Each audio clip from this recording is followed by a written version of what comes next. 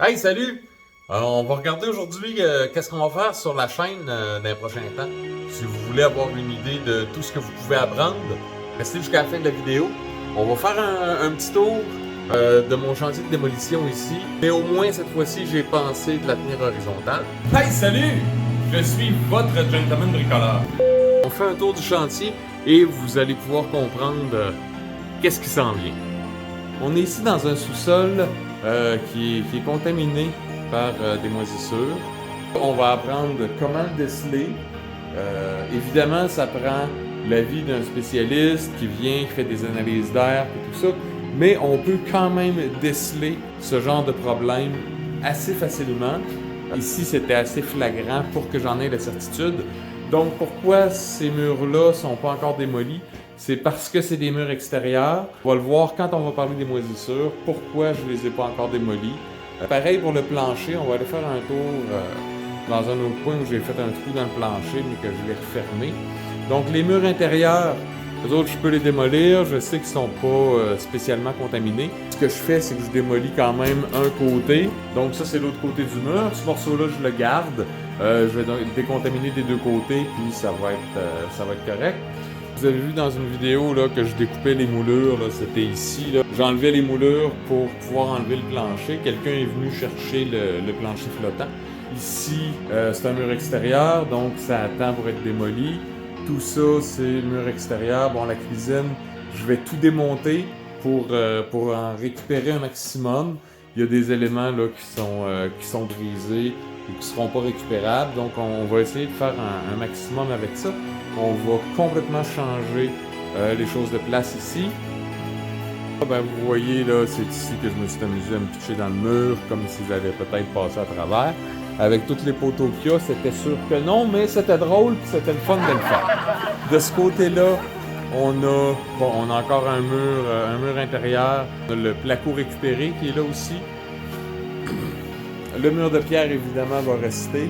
Ici, le plafond d'un sous-sol, chacun voit midi à sa porte, mais pour moi, un plafond de sous-sol ne devrait jamais être en J-Rock comme ça, ou en placo, comme disent les Français, parce que du moment où on a besoin d'avoir accès à un tuyau, qu'on a besoin d'avoir accès à un fil, c'est la mort de travailler là-dedans, alors qu'un plafond suspendu qui peut être très beau, très chic, c'est ce qu'on veut faire ici, il y a moyen de faire quelque chose de bien. De ce côté-là, on a un vieux bain tourbillon là, qui devrait partir, on l'a mis à donner. Alors vous verrez dans une autre vidéo là, comment j'ai démoli ce mur de céramique-là. Comme celui-là est extérieur, je ne vais pas le démolir aussi sauvagement, je vais vous montrer comment l'enlever en faisant attention. Par contre, oubliez l'idée de récupérer le gyps derrière un mur de céramique. C'est fini. Il y a la toilette qui va être à déplacer.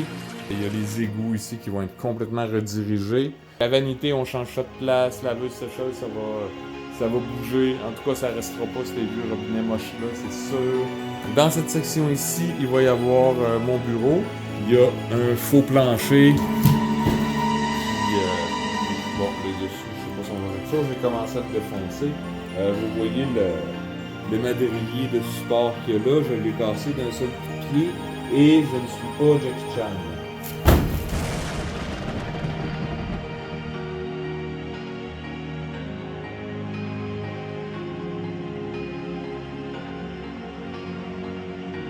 Alors ça, c'est tous mes débris. On peut faire n'importe quoi qui va être beau, mais on peut pas faire quelque chose qui va être nocif. Donc tout ça pour vous dire que ça va être ça sur ma chaîne cette année. On retape le sous-sol au complet. De temps en temps, comme là, bientôt, je vais vous montrer comment refaire du gyps. On a appris à le démolir. On va apprendre aussi à le réparer, à l'installer. Mais comme je suis loin d'être prêt de le faire ici, j'ai un ami qui a ça à faire chez lui, là, de le réinstaller. Fait que je vais pouvoir vous montrer la différence aussi entre bâtir à neuf, parce que chez lui c'est bâtir à neuf, ou réparer. Ici dans la maison, il y a beaucoup de plâtre à réparer. Donc on va faire ça ensemble. Vous allez m'accompagner visuellement à faire ce merveilleux chantier.